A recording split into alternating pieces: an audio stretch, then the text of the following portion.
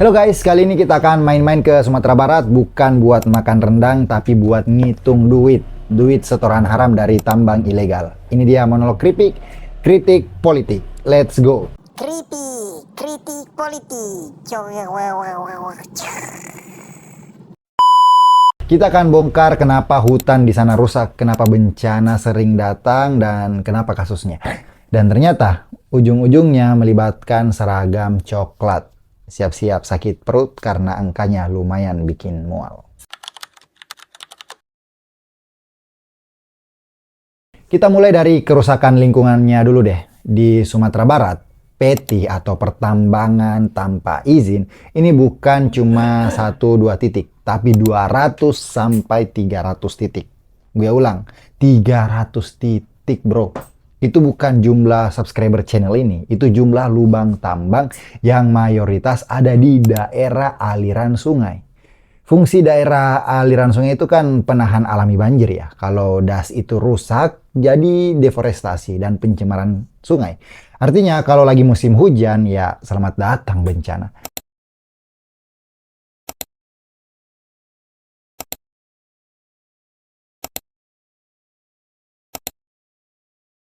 Jadi logikanya kayak gini deh. Kalau ada 300 maling ayam di satu desa, pasti ada yang jagain kan. Nggak mungkin maling sebanyak itu dan sangat terlihat itu nggak ada yang jagain. Yang mereka maling itu sumber daya alam men. Pertambangan, bukan maling wifi tetangga yang nggak kelihatan. Mustahil dong nggak punya backingan. Dan ironisnya, praktek kotor ini diduga kuat dibackingi oleh aparat. Dan miliaran uang setoran tambang mengalir deras ke kantong-kantong mereka. Bukan cuma soal deforestasi guys, ini soal mafia berjubah seragam. Oke, ini bagian yang paling bikin sakit perut. Skandal backing tambang ini merenggut nyawa. Tepatnya nyawa AKP Ulil Rianto Ansari, Kasat Reskrim Polres Solok Selatan. Beliau ini tewas sama rekannya sendiri, AKP Dadang Iskandar pada November 2024. Alasannya Rianto, si korban, beberapa kali menindak tegas pelaku tambang ilegal. Tapi Dadang, sang pelaku, marah karena salah satu yang ditangkap itu adalah rekannya. Dadang minta dibebaskan. Rianto nggak kasih, ya jedar, bam, kena Ini bukan cuma drama internal polisi, ini adalah konfirmasi bahwa bisnis tambang ilegal itu dilindungi. Dan saat sidang kode etik nih, tabir gelapnya kebuka. Kapolres Solok Selatan saat itu AKBP Arif Mukti disebut-sebut menerima uang 600 juta per bulan men. Coba kita hitung, 600 juta per bulan sejak tahun 2022, totalnya kurang lebih 16 miliar selama 28 bulan menjabat. Gokil, 16 miliar. 16 miliar guys. Kalau begini, siapa yang nggak mau jadi backingan men? Wajar kalau penindakan itu susah lah, yang jaga gawangnya yang main juga. Ya kan?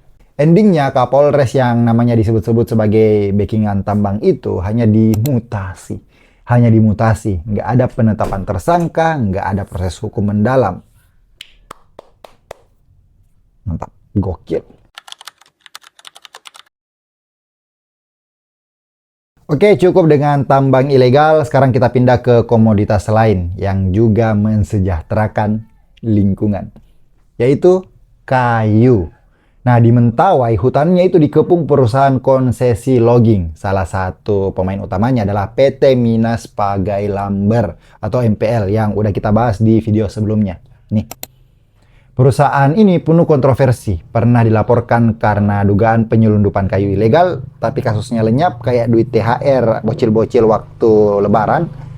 Dan data menunjukkan di tahun 2023 sampai 2024, MPL sudah menebang ribuan batang pohon, mencapai 9.232 batang di 2024. Tapi dilaporkan PT ini atau perusahaan ini nggak pernah menanam pohon pengganti. Gokil. Gini nih, perusahaan yang hobinya tebang tapi lupa bawa bibit. Mungkin dikira hutan itu mainan yang bisa respon sendiri. Lu pikir Roblox. Di balik perusahaan ini tentu saja ada nama-nama pengusaha-pengusaha besar termasuk yang pernah dikaitkan dengan keluarga Cendana. Kalian bisa cek video sebelumnya mengenai perusahaan PT Pagelamber ini.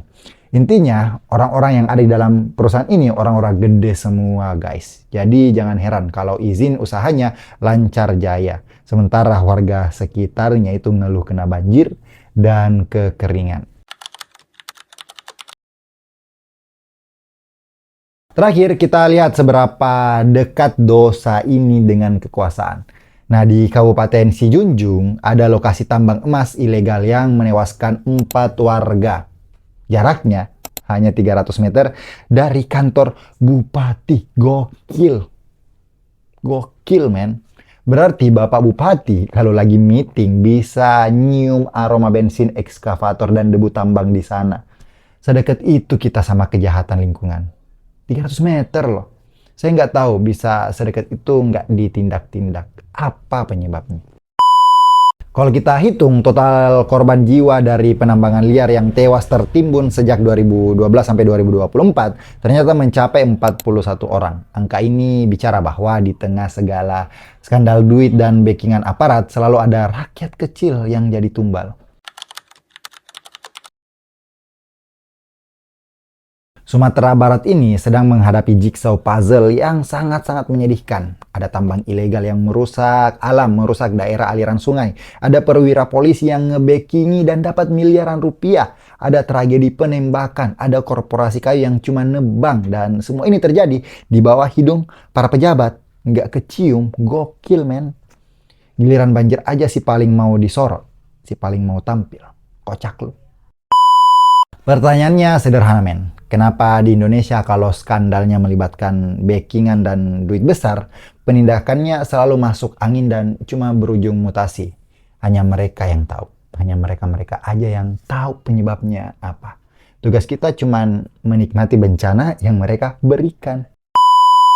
Gue cuma bisa berharap kita semua bisa untuk terus kritis dan menuntut transparansi. Kalau kita diam, hutan kita hilang dan air mata kita kering duluan sebelum bencana datang. Jadi tetap kritis terhadap pemerintah. Jangan lupa like, komen, dan share terutama ke orang-orang yang pura-pura nggak tahu. Sampai jumpa di monolog keripik selanjutnya. Goodbye.